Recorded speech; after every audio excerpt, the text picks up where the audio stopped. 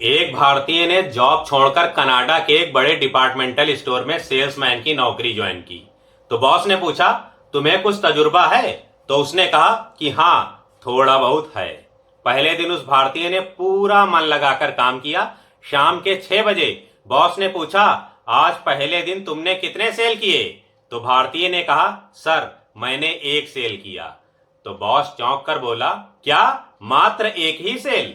सामान्यतः यहाँ कार्य करने वाले हर सेल्समैन 20 से 30 सेल रोजाना करते हैं। अच्छा, ये बताओ तुमने कितने रुपए का सेल किया? तो भारतीय बोला, $93,300 का। तो बॉस ने आश्चर्यजनक रूप से पूछा, लेकिन तुमने यह कैसे किया? तो भारतीय ने कहा, एक व्यक्ति आया और मैंने उसे एक छोटा मछली पकड़ने का हुक बेचा, फिर एक मंझोला और फिर एक बड़ा हुक बेचा।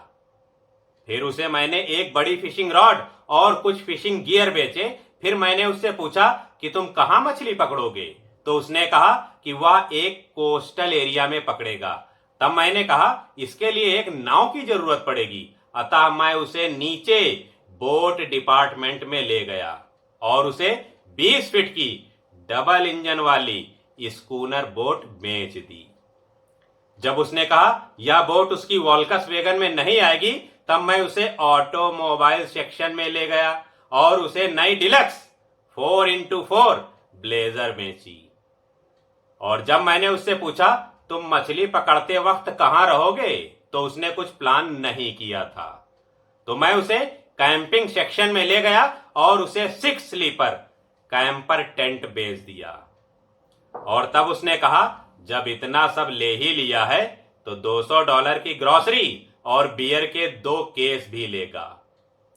अब बॉस 2 कदम पीछे हटा और बेहद ही भौचक्के अंदाज में पूछने लगा, तुमने इतना सब उस आदमी को बेच दिया जो केवल एक फिश हुक खरीदने आया था? तो भारतीय बोला, नो सर, वह तो केवल सर दर्द दूर करने की एक टैबलेट लेने आया था। मैंने उसे समझाया कि मछली पकड़ना सर दर्द दूर करने का सबसे अच्छा उपाय है। तो बॉस बोला, तुमने इसके पहले भारत में कहां काम किया था? तो भारती बोला, जी मैं प्राइवेट हॉस्पिटल में डॉक्टर था।